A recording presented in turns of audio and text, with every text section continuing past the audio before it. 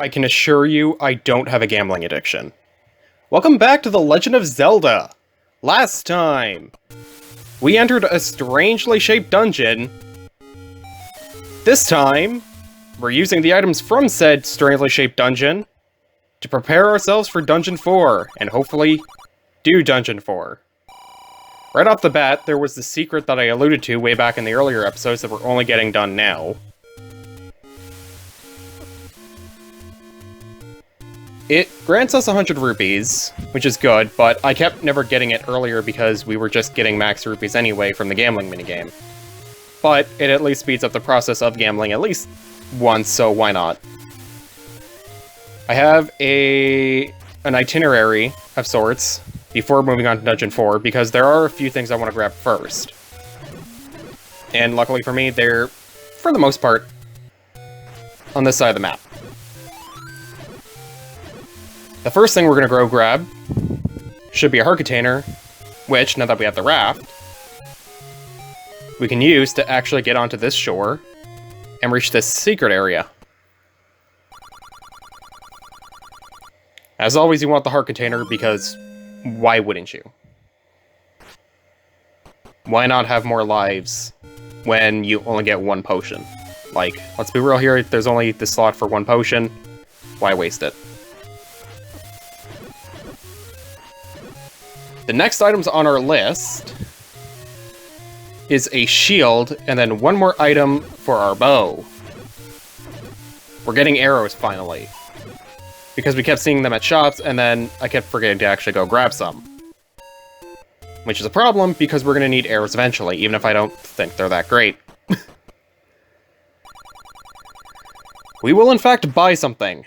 First off, the arrows. We have to go back in, though, to get the shield. But first, let's see what these arrows do. By shooting the arrows, or by using the bow, we can actually now shoot arrows now that we actually got the arrow. Each time we fire an arrow, it costs us a rupee, though, so be warned. I'm gonna go back to the boomerang for this, though, because we don't really... well, I don't want to waste rupees. Next on the shopping list is a shield.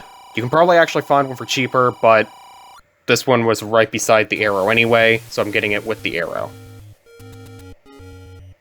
Not really 2-for-1 discount, it's just what's convenient for us.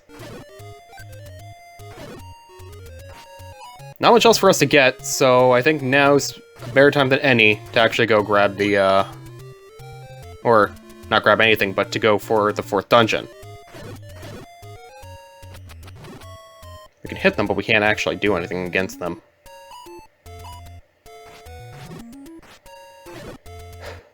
So, I am recording this, like, the night before the Sonic presentation that's supposed to happen in May.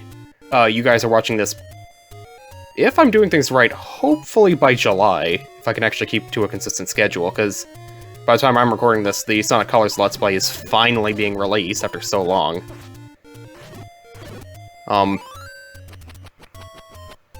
But I generally have to wonder what they're going to announce, because we've heard rumors for a long time that a Sonic Colors Let's Play, or Sonic Colors Let's Play, that's what I did. No, we've been hearing inklings that a remaster of Sonic Colors is supposed to happen, and I gotta be honest, as much as I would like to see that happen, I really wish it doesn't just happen as soon as I finish a Let's Play of that game. Like, that... you have to admit that kind of bites. You put in effort just to do a Let's Play of it, and then bam, new version, who knows, might have new content. And now I have to go over the content whenever that releases, so if that ends up being a thing, and it gets new content, that's a new bonus video that I need to do. And or potential multiple bonus videos. Not looking forward to that. But also looking forward because I really do want to play Sonic Colors on a portable system that isn't just the DS iteration, which I can see on my desk.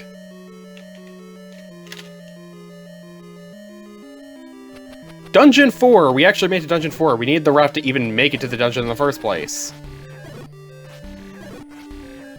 Immediately, we already had a room with keys to get us a key.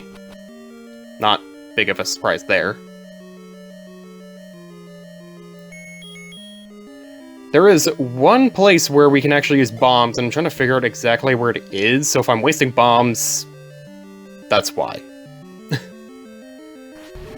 Immediately, we have a new enemy. These things are called Vires, or just Vire. I'm using the plural, if there is one.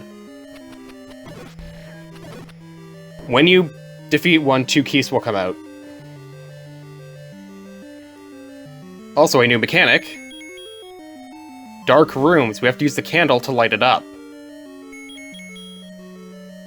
Immediately in this room we have a compass, so we'll know where the boss room is at least. Or, actually come to think of it, is it the boss room or is it the, Triforce piece? So it might actually be the top, so it might actually just be the Triforce piece, actually, now that I think about it. Come on, come back. And just for measure, we'll kill you. Even though there's literally no reason, I am just causing genocide. I was raised not to commit war crimes, but apparently I've done everything wrong. Why are my math papers going all over the place? I really need to organize my room now that college is over. I did surprisingly well in math this year. I got like an 85 in physics. I really do think that the me of like 3 years ago would not believe I can actually do well in math, but I think now that I'm in a better headspace and actually like eating better food and, you know, actually being in an environment where I feel comfortable, I'm actually able to just focus better. Because back in my previous college, I was in a new city or town, I didn't know anyone, and, you know, college is already stressful enough as it is, but being able to just do math at home is, I generally feel like it's a lot calmer. Because I can just have my math textbook beside me in case I need it. I can shut everything off, I can just put headphones in and just tune everything out, where I can't do that in a classroom setting, let alone one where I'm just constantly stressed out. Whereas I'm at home, if the tests are like all day, I can just go downstairs, grab a glass of water, calm down for 5 minutes, and then come back. And that's like the one nice constant about like online learning that I was fine with. Because I do game development, there's a lot of stuff in game development where you just want to be in a classroom or in a room filled with people for. Because you are collaborating, and you need that collaboration. Candles are really good for this, or fighting fires. Because of how long the flame lasts, it actually lets you just hurt the enemy, and also kill the keys at the same time. Arrows can also kill them, but I'd advise against it.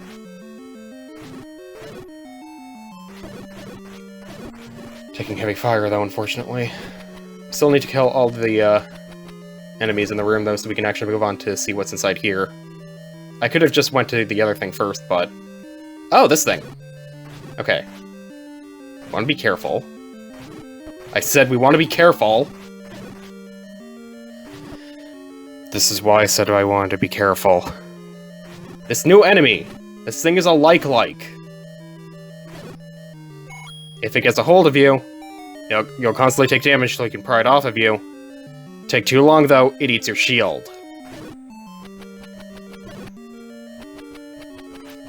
Kind of unfortunate that happened as soon as I bought a really expensive shield. But we'll do. We'll make do. I'm sure we'll be fine. I hope. But that is the dungeon item. We get a stepladder of all things. It allows us to cross 1 tile long gaps, which can be useful. But guess which dungeon has 2 tile long gaps? That's right, this dungeon. This dungeon is a goober, and I hate it. All joking aside, this is actually one of my favorite dungeons, just due to the layout, it's not too hard, not too easy, it just feels like a good dungeon all around. I generally do feel like the lighter dungeons start, like, they overstay their welcome a little bit. I think the next dungeon is going to be one where I'm starting to see the negative effects of it. For now, though, let's keep moving on. I don't even have to kill these guys. What am I doing? I'm just taking unnecessarily high amounts of damage just to get rid of an enemy. Okay, this is the map. We've cleared the map. Or at least we've cleared this room already. We can use the map. And right here is where I thought we needed the bomb. Because in here is a room filled with rupees. Nice.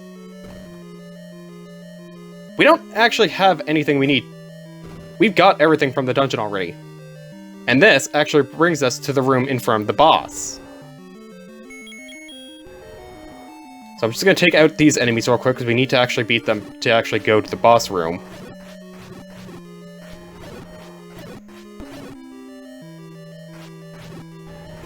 It's almost all of you down. Push the button. Use the potion. And watch it slowly tick upwards, the more HP we get. And then fight the boss, Gleeok! This thing will only take damage from its heads, so we need to hit the heads. Once the head is defeated, it'll float around and try to hit us that way. Beating both heads opens the door and grants us the heart container. Opening the door leads us to the piece of the Triforce, our fourth piece. So next time on The Legend of Zelda, we do some sidetracking to find some new items. See you guys then.